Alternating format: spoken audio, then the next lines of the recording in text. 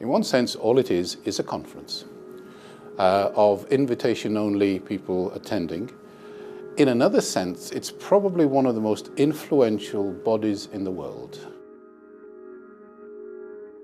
Established in 1954, European and American interests.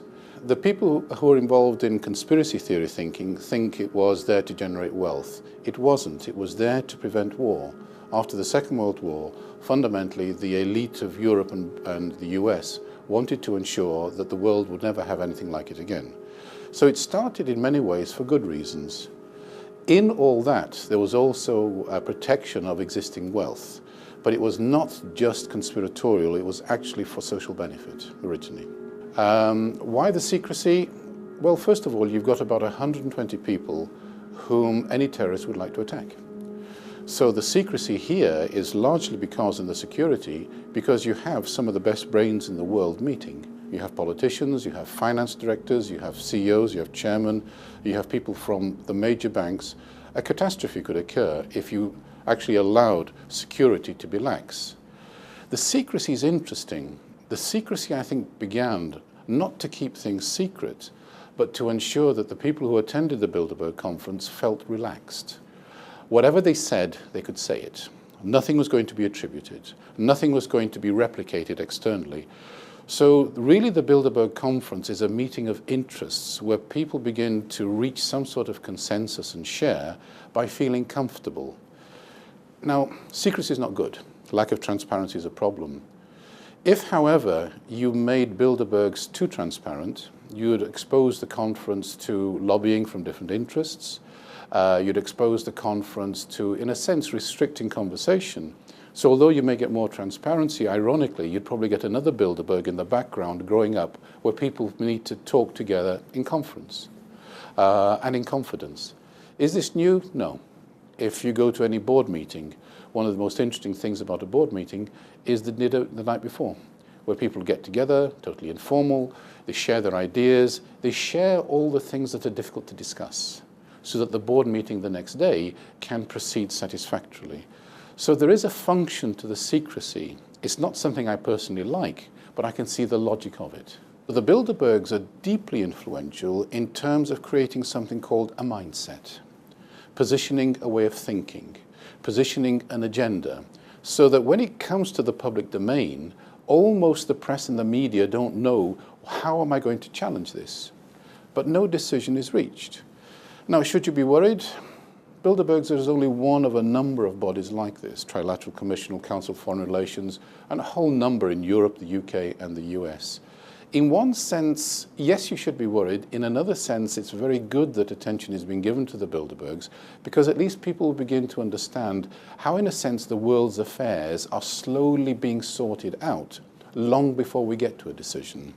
So to understand the Bilderbergs, it's how we reach a way of thinking, and then somebody else at some point down the line will make a decision, like a government. In the world, there are two conflicting philosophies in many ways. The first you can put under the heading of transactional capital. What that means is shareholder value. Really the normal way a British or American company or Australian company is run.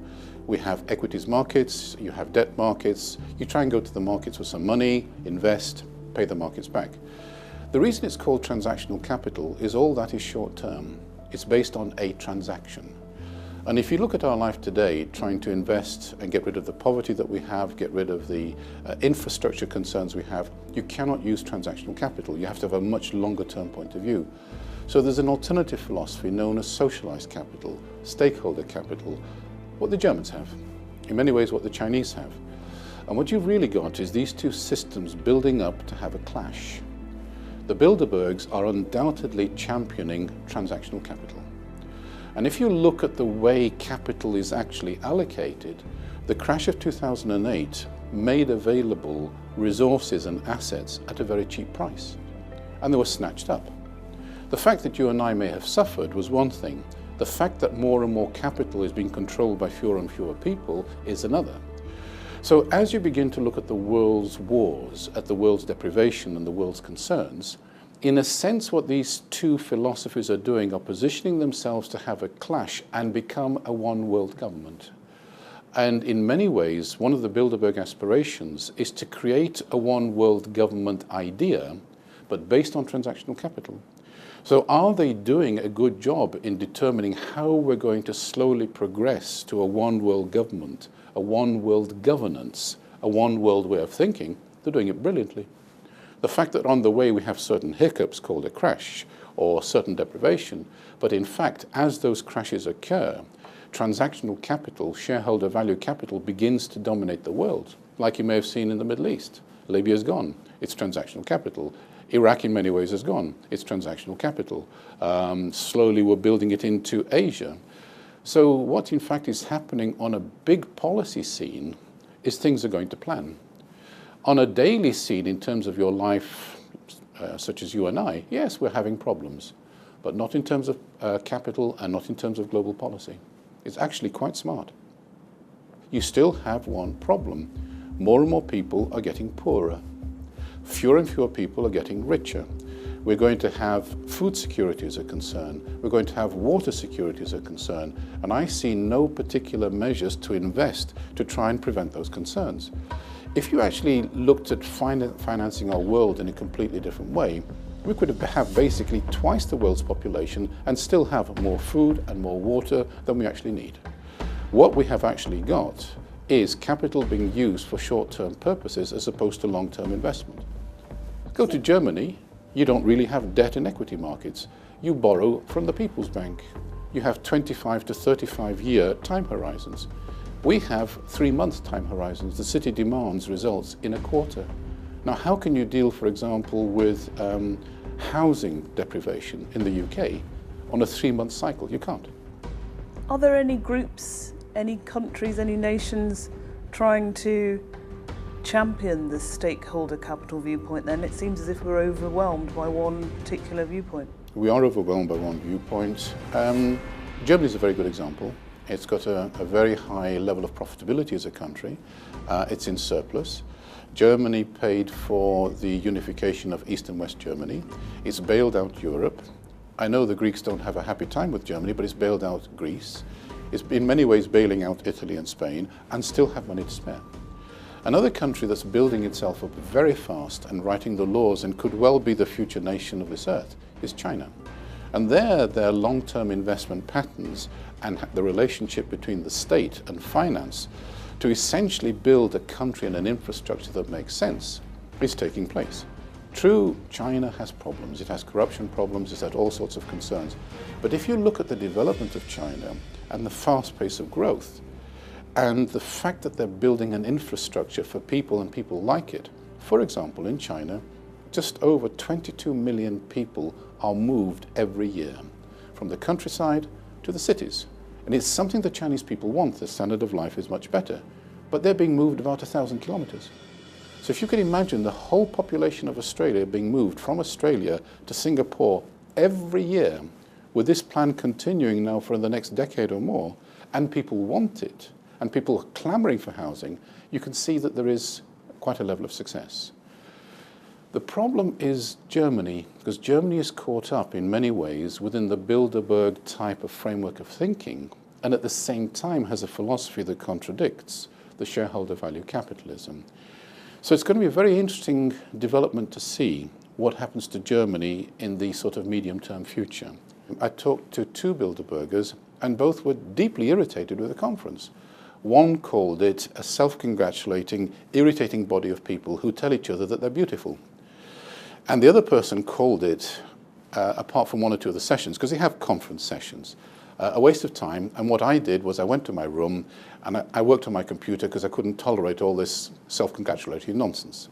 Just quickly, you mentioned that you spoke to 2 Bilderbergers. Can you reveal who they are or anything of any of the characters you know who've attended in the past? No, one of the reasons for the research to take place is we ensured absolute confidentiality, so I can't even say which country they came from.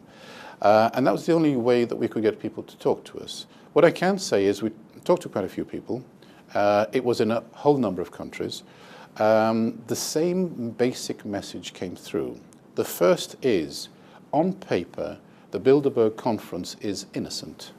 People turn up to a conference, they listen to sessions, They meet people that they may unlikely to have met before, because if you're a financier, you might meet other global financiers, but you probably won't meet somebody in manufacturing, or you may not meet somebody who's running a major media company.